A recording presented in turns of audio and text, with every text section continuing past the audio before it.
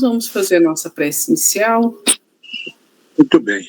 Elevando nossos pensamentos a Deus, a Jesus, agradecendo esse momento de luz, de paz, serenidade em nossos corações, em que buscamos nesses momentos receber do alto as luzes, a iluminação para a nossa reunião, para os nossos lares.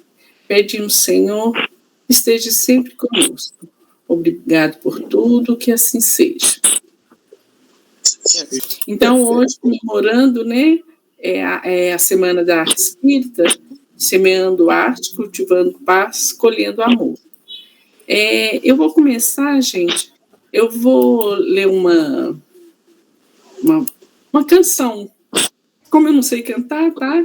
Então, eu vou ler para vocês, tá bom?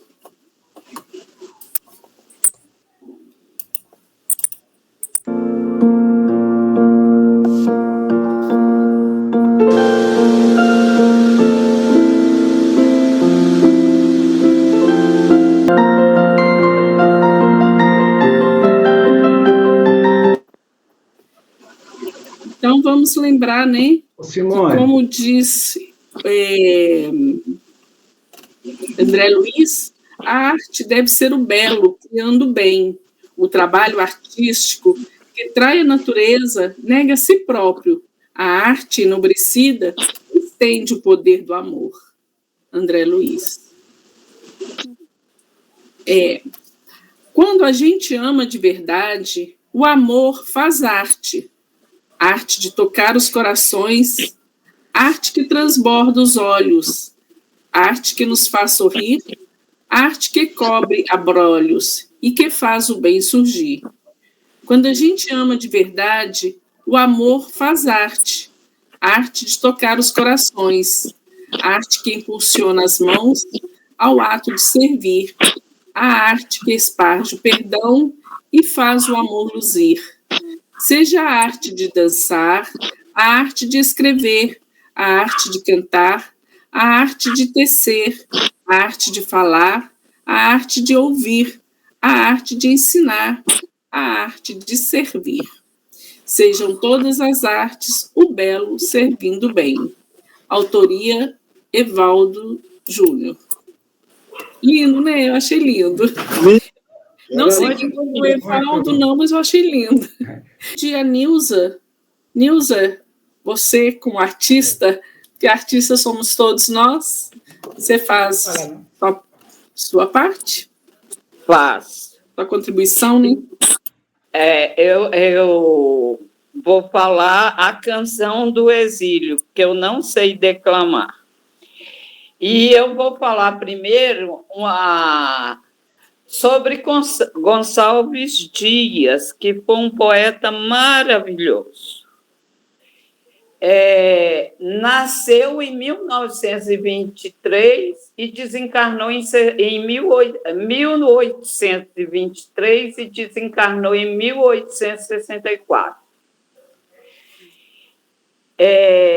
Essa canção foi criada em 1843, quando Gonçalves Dias estudava Direito na Universidade de Coimbra. Ele, em Portugal, ele estava ressaltando o patriotismo e o saudosismo em relação ao Brasil, sua terra natal. Foi introduzida na obra lírica Primeiros Cantos, em 1846. Nesta época, vivia-se forte onda de nacionalismo, que se devia ao rompimento do Brasil colônia com Portugal. O poeta trata, neste sentido, demonstrar a aversão aos valores portugueses e ressaltar os valores naturais do Brasil.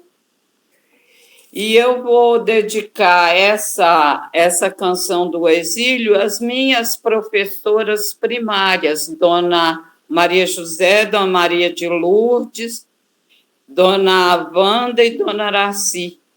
Onde elas estiverem, receba meu abraço carinhoso, porque me ajudaram demais. E a todas as professoras, porque são espíritos valorosos. Eu não sei declamar como Marival, então eu vou falar. Canção do Exílio. Minha terra tem palmeiras, onde canta o sabiá. As aves que aqui gorjeiam, não gorjeiam como lá. Nosso céu tem mais estrelas, nossas várzeas têm mais flores, nossos bosques têm mais vida, nossa vida mais amores. Como a cismar sozinho à noite, mais prazer encontro eu lá. Minha terra tem palmeiras, onde canto sabiá. Minha terra tem primores, que tais não encontro eu cá. Em cismar sozinho à noite, mais prazer encontro eu lá. Minha terra tem palmeiras, onde canto sabiá.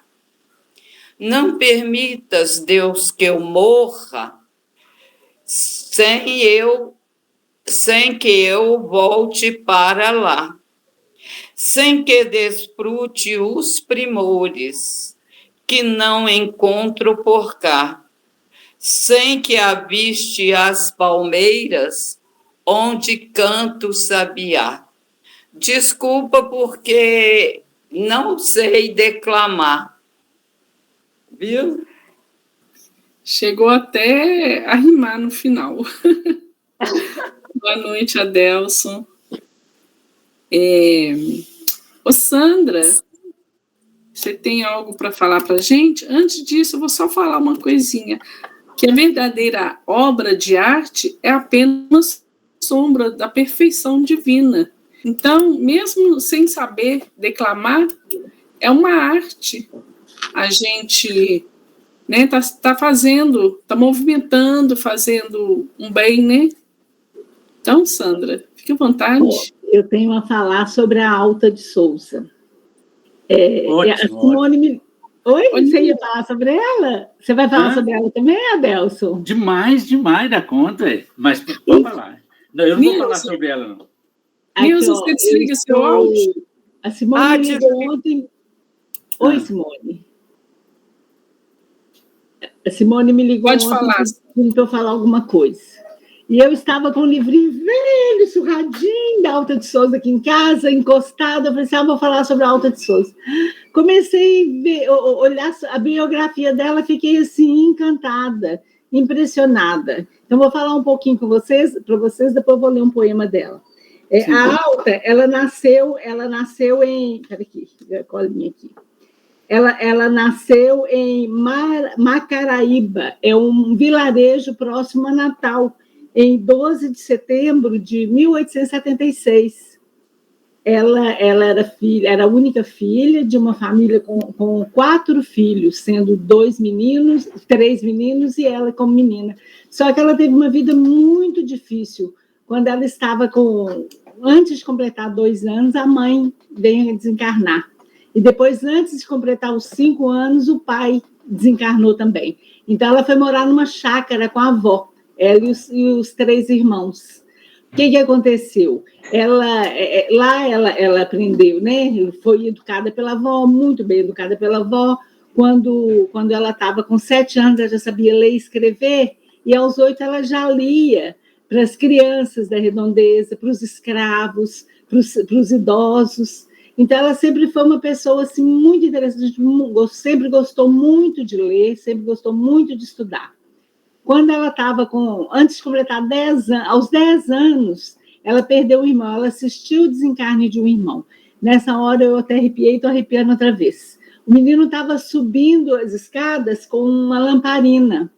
Aí bateu o vento, a lamparina incendiou o corpo dele todo, então ele saiu correndo, quanto mais ele corria, mais ele se incendiava. Então, assim, imagina essa cena, né, na cabeça de uma menina de 10 anos. Aí, aos 13 anos, ela foi estudar num colégio... Nossa, será que eu perdi aqui? No colégio... Espera só um minutinho, gente. Aos 12 anos, ela é matriculada num colégio São Vicente de Paulo. Lá ela ajudava as irmãs de caridade, ela aprendeu vários idiomas.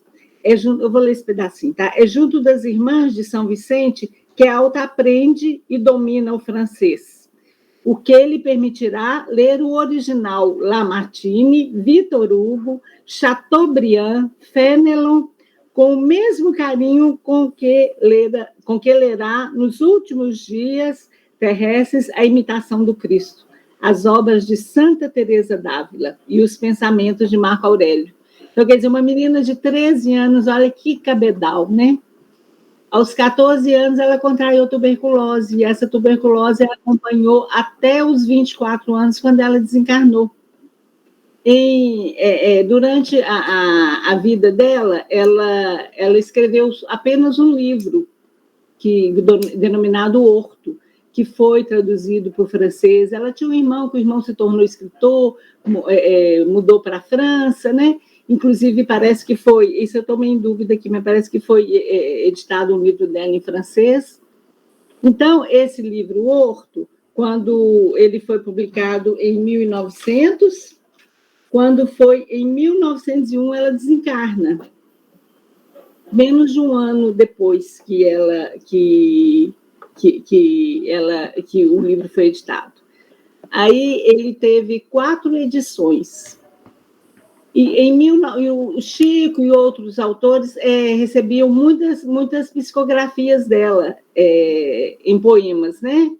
Então, quando estava completando um centenário do nascimento dela, em 1976, foi publicado Alta de Souza. Está dando para vocês verem? Sim. Essa coisinha minúscula aqui, que é um tesouro, gente, eu fico arrepiada, preciso ver a dificuldade que foi para escolher um poema para ler. Então, eu escolhi um bem pequenininho, bem simplesinho, mas uma gracinha que ela fez para a avó dela, em homenagem à avó dela, que ela chamava de Dindinha. Mas deixa eu falar... Marival, quer falar alguma coisa, Marival? Abre o seu microfone. Aqui, está chegando alguém. Marival, você quer falar?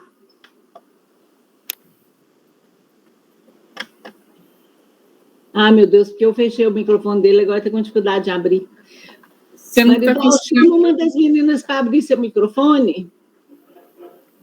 Então, gente, Olavo Bilac, que fez o prefácio da primeira edição do Horto, e ele escreveu poesia de raro merecimento. Teve um que falou uma coisa tão bonita, que fez a 4ª edição, foi o Olavo Bilac, que falou poetisa... Não, o Olavo Bilac falou poetisa de raro merecimento. O Manuel Bandeira... Um minutinho, gente. O Manuel Bandeira falou sobre ela, a Manuel Bandeira que fez o prefácio do 4, falou que cotovia mística de rimas, cotovia mística de rimas. E vários outros falaram muitas coisas, o Câmara Cascudo, maior poetisa mística do Brasil. Então, ela é muito triste, muito, né? Imagina, uma menina que é muito magra, passou a vida toda sofrendo com a tuberculose. E, então, todos os poemas dela, a característica dela é que as obras delas são assim, elas demonstram muito o cristianismo, né? impregnada do cristianismo e de tristeza. Então, como eu disse, eu vou ler um poema bem pequenininho que ela fez em homenagem a Dindinha.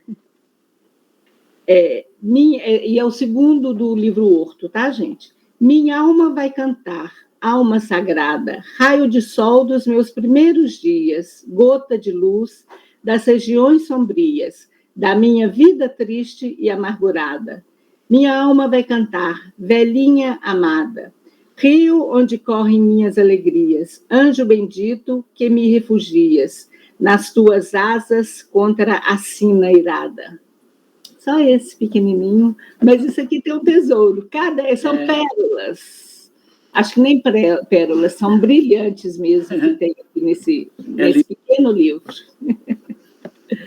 Né, Adelson? Maravilhosa ela, Isso. Né? Pode falar, Marival. Olha, não, até ela, no decorrer, ela falou o que eu gostaria de falar. É que a nossa homenageada nesse momento, ela é tida como uma das maiores poetisas do Brasil. A poesia dela goza de um conceito extraordinário. Sabe? Sem dúvida. E ainda, já naquela época, carregando o peso de ser negra. Ela é negra. Maravilha, gente. Michelangelo falou assim para gente: a arte pode vencer a natureza, desde que o artista deixe nela a sua marca. E a gente vê essas marcas nesses espíritos tão valorosos, né? Aí agora a gente passa a palavra para o Adelson. Está aberto, quem sabe ele fala agora. Adelson. Oi. Lembrando que Leonardo da Vinci falou para a gente que tudo o que é belo morre no homem, mas não a arte. E a arte continua aqui com a gente. Vamos lá, Adelson? Vamos. Só um parênteses. Desculpa, Adelson, só um parênteses, que você falou que a arte continua com a gente. Né? Inclusive, quem tem Alzheimer, a memória fica conservada para música, para poesia. É impressionante isso, né? É interessante, Gente, tudo bem. Então, vou fazer o seguinte. Eu vou cantar uma música aqui para a gente começar, por falar em arte, né? Espera aí.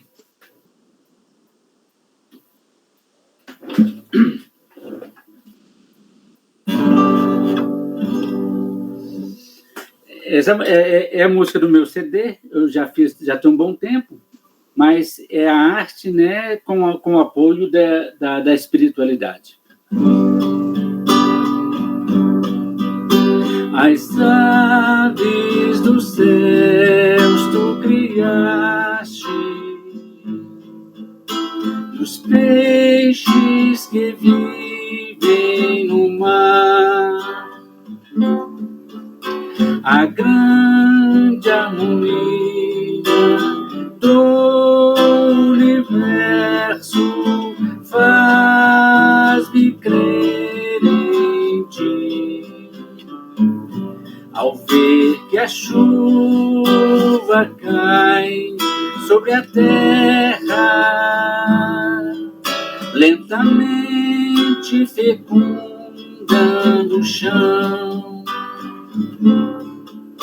ao ver que as matas se alegram, dão sombras, dão frutos, dão flores, ao homem tu deste poder de todo o universo vencer e dominar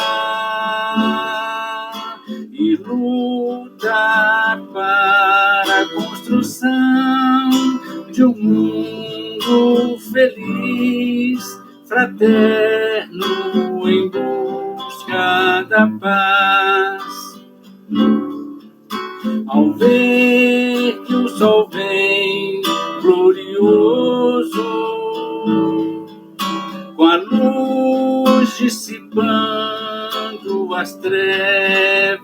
da noite e traz no seu brilho com esplendor e na harmonia do amor. Eu vejo o céu, a terra, o mar, vejo o homem feliz caminhando para o bem. Em tudo vejo a ti, Senhor, Senhor, para sempre assim seja.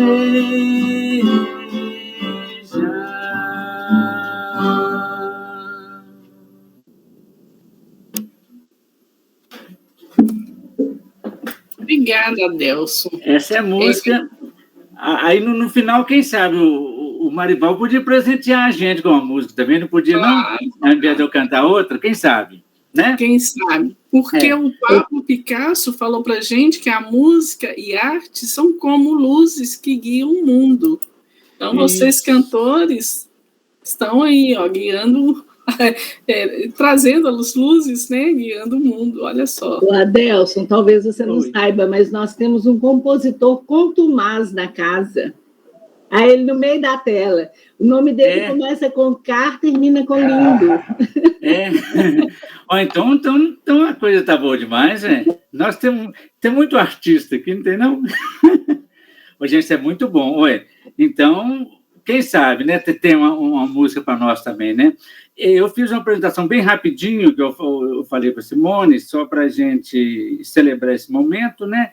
Só para trazer algumas partes, alguma fala pequena, mas em torno de...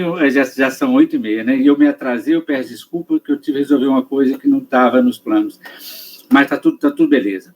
Então, eu vou tentar apresentar aqui rapidinho para a gente fazer e depois a gente conversa um pouco.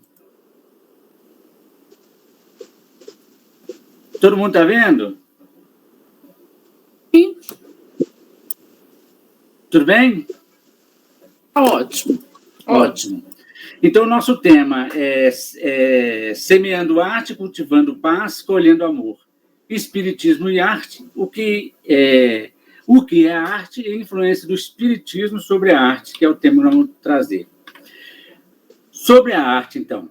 Ela é uma palavra de origem latina, ars, artes, que significa técnica. Olha que interessante. Às vezes a pessoa fala o seguinte,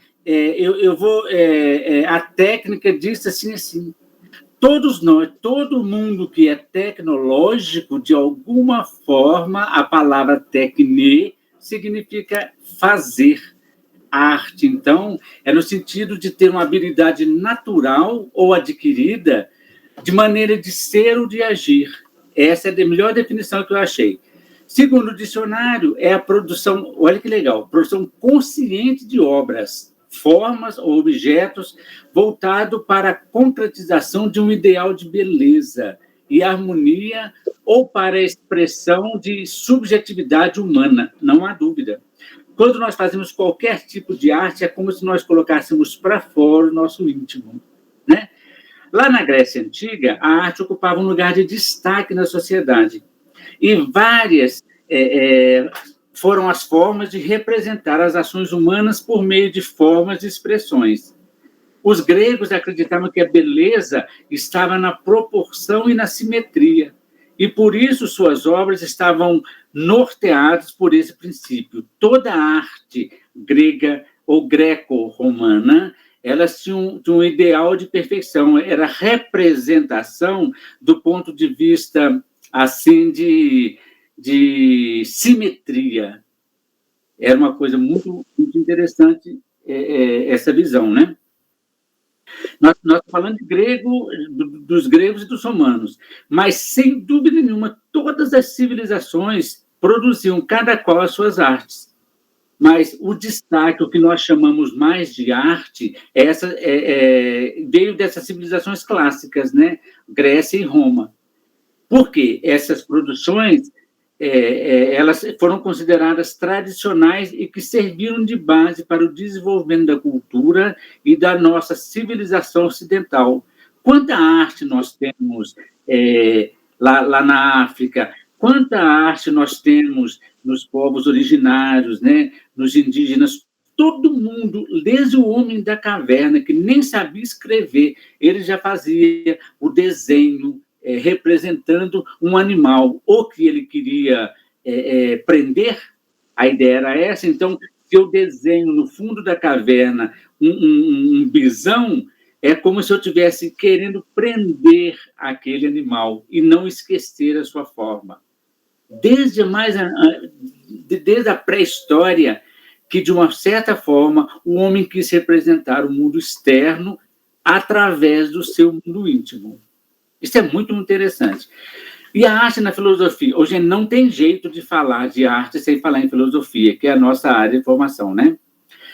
A arte para a filosofia é uma possibilidade de natureza filosófica de expor ideias, conjunturas, sugerir propostas, julgar é representar o mundo, né? Julgar os aspectos do mundo por outros ângulos de observação, o que, consequentemente, confunde-se a arte ao processo de filosofar. Então, fazer técnica da arte é a mesma coisa que fazer a arte de filosofar. Em suma, trata-se de uma compenetração mútua, onde uma empresta à outra suas características essenciais. Então, não há como falar de arte sem falar em filosofia e vice-versa. Para Aristóteles, o belo não é ligado ao conceito de real. Isso é bacana demais. O artista teria liberdade para criar realidades e dar sentido para um mundo que não tem sentido. Olha que bacana que é isso. Você pega uma pedra bruta e lá é como se lá dentro já estivesse a escultura pronta. Você só tirou o excesso, né? Como eu acho que Michelangelo disse isso, né? A arte já estava dentro daquela pedra, ou daquela argila, ou daquele ferro, não sei qual outro estilo, né? Que vai se fazer. A pessoa só tira o lado de fora, o artista, né? A obra de arte teria, então, um papel histórico e didático na evolução humana, isso é fora de dúvida. O filósofo Nietzsche, que eu gosto muito dele, para ele, a vida é um constante criar e recriar, sem uma teleologia pré-definida.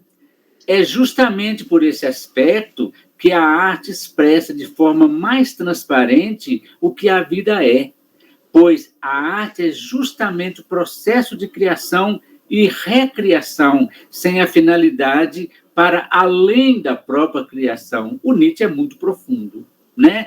Veja bem, nós que somos espíritas, nós que somos reencarnacionistas, o que a gente faz se não recriar no plano da cocriação? Isso eu estou falando, Nietzsche não fala isso, mas ele fala aqui que é o processo de criação e recriação, sem uma finalidade para além da própria criação. Não tem jeito de nenhum de nós criarmos a criação. Isso não existe, é só Deus faz isso. Mas nós co-criamos e recriamos dentro do mundo da criação divina, né? A busca do artista consiste na contradição de Apolo e Dionísio. Isso é coisa do Nietzsche. Nós temos a arte de Apolônio e o dionisíaco, né? Ser, permanência e estabilidade versus vir, destruição e mudança. Essa é a ideia da arte. Vamos entender o que é isso. Olha, na mitologia grega, nós temos Apolo, dois deuses, Apolo e Dionísio. Ambos são filhos de Zeus. Apolo é o deus da razão, o racional, enquanto Dionísio é o deus da loucura e do caos. Enquanto Apolo é esse deus racional, o Dionísio é o deus do vinho, das festas, das loucuras e das confusões. Então, é a dualidade humana trabalhada por Nietzsche e que a gente hoje entende: essência, aparência, matéria, espírito. René Descartes expressa que a eficácia das artes tem por condição a verdade do conhecimento, observando mesmo que o desenvolvimento de uma arte rudimentar é o sinal de que suas regras utilizam inconscientemente verdades. É aquilo que eu disse. Mesmo os homens primitivos, quando eles desenhavam um bisão, era como se eles prendessem aquela verdade, aquela consciência na parede, e ele não ia esquecer daquilo. Né? É a forma de ele representar o mundo externo. Para Immanuel Kant, a arte não é ciência, muito bom isso também, não é uma coisa assim, a arte não se explica pela ciência, porque ela é estética. E tem que se passar por natureza, mesmo sendo arte, deve ser expressa pelo gênio. Gênio aqui é a capacidade de pensar, né? Que é a capacidade de produzir as obras de arte mediante as regras criadas por ele mesmo, fazendo parecer de forma original e com um talento singular que a obra de arte é natureza. Então, para Kant, a arte é a estética que se recria dentro do processo da natureza. Não é uma coisa científica, e não é mesmo. A influência da arte, do espiritismo sobre a arte. Segundo Leon Denis, na obra dele Espiritismo na Arte, ele escreveu assim: o espiritismo vem abrir para a arte novas perspectivas, horizontes sem limite. A comunicação que se estabelece entre os mundos visível e invisível, as informações fornecidas sobre as condições da vida do além, a revelação que ele nos traz das leis superiores da harmonia e da beleza que regem o universo, vem oferecer aos nossos pensadores e artistas inesgotáveis temas de inspiração. Por isso que eu cantei a minha música, né? Que quando a gente percebe a harmonia do universo, isso não tem como a gente não acreditar numa criação superior, numa arte superior. Então, a criação divina é a mais pura essência da arte divina, né? A arte se eleva e progride em todos os graus na escala da vida, realizando formas cada vez mais nobres e perfeitas que se aproximam da fonte divina de eterna beleza. Esse é o Leon Denis que disse. Desse modo, evolui do grotesco ao transcendental, aprimorando as qualidades e tendências que estarão sempre à frente dos comportamentos de cada época. Lentamente, a arte se desenvolve alterando os conteúdos e melhor qualificando a mensagem de que se faz portadora. O espírito Rossini é um músico fantástico, né?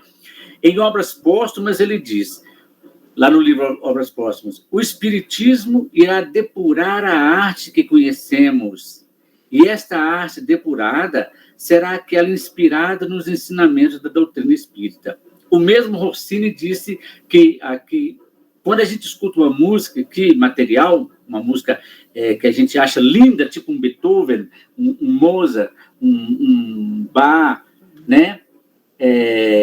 A gente acha linda aquela música, mas na prática, perante uma música divina, ela não passa de ruídos. Mais ou menos, eu estou refazendo a fala dele, né? Então, aquilo que a gente acha lindo aqui no mundo da matéria, mais parece ruído se compararmos à música divina. O André Luiz traz uma coisa muito bonita perante a arte, ele diz o seguinte: colaborar na cristianização da arte sempre que se lhe apresentar ocasião.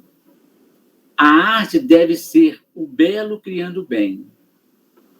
Repelir, sem crítica azeda, as expressões artísticas torturadas que exaltem a animalidade ou a extravagância. Veja bem, gente, tem um tanto de coisa que fala que é arte, mas, na verdade, porque vamos colocar a música, por exemplo. ela tanto é servida, isso pela musicoterapia, na neurociência, a gente sabe que a música, como uma coisa extremamente, vamos dizer assim, contagiante, ela pode contagiar tanto para um lado quanto para o outro. Ela pode tanto levar a pessoa para um processo de exaltação ou para um processo de depressão. Há pessoas que escutam determinadas músicas e ficam muito tristes. Outras pessoas ouvem uma determinada música e ficam extremamente alegres. Então, o André Luiz foi perfeito. O trabalho artístico que trai a natureza nega a si próprio. Burilar incansavelmente as obras artísticas de qualquer gênero.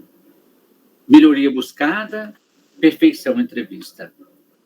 Preferir as composições artísticas de feitura espiritual integral, preservando-se a pureza doutrinária. A arte enobrecida estende o poder do amor. Examinar com antecedência as apresentações artísticas para as reuniões festivas dos arraiais espíritas, dosando-as, localizando-as, segundo as condições das assembleias que se destinem. A apresentação artística é como ensinamento. Deve observar condições e lugar.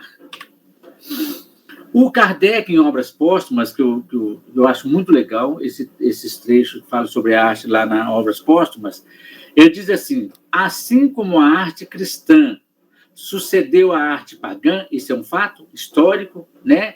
Transformando-a, a arte espírita será um complemento e a transformação da arte cristã. Legal. O espiritismo irá depurar a arte que conhecemos, e esta arte depurada, né, da Rossini, será aquela inspirada nos ensinamentos da doutrina espírita. Agradecemos, Jesus.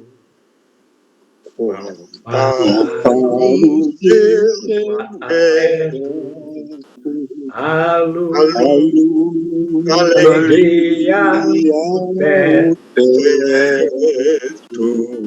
a paz do conforto e o pão, e porque nada tenhamos a dar-te as mãos divinas, em nossas mãos pequenas, trazemos-te o coração.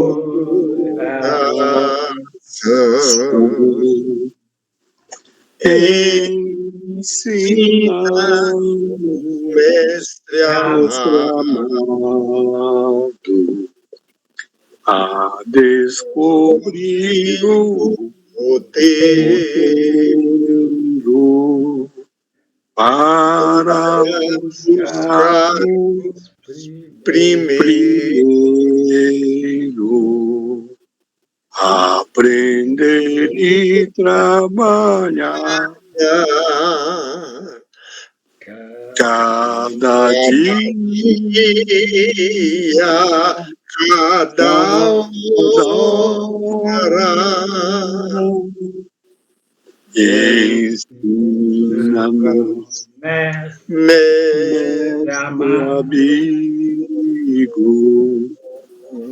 a benção de estar contigo na bênção nosso lar.